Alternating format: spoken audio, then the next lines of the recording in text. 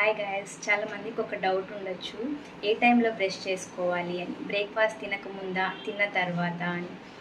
The answer is breakfast తినకముందే. ఎందుకంటే night మొత్తం పడుకుంటాం.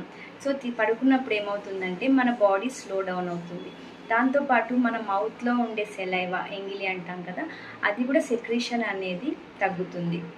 సో సెలైవా సెక్రేషన్ అనేది తగ్గినప్పుడు ఏమవుతుందంటే మన నోట్లో హార్మ్ఫుల్ బ్యాక్టీరియా అనేది ఎక్కువగా గ్రో అవ్వే అవకాశం ఉంటుంది.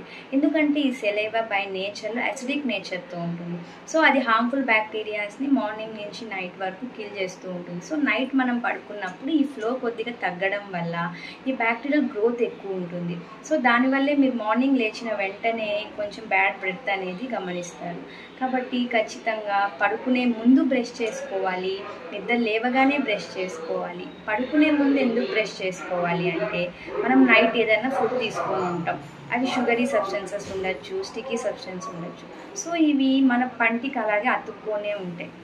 సో అతుక్కొని ఉన్నప్పుడు ఏమవుతుందంటే ఈ సెలైవా ఫ్లో తగ్గినప్పుడు అవి మొత్తం క్లీన్ అవ్వవు మన మౌత్లో నుంచి. దానివల్ల కూడా కేరీస్ వచ్చే అవకాశం ఉంటుంది. ఉదయాన్నే బ్రష్ చేసుకోవాలి. Thank you.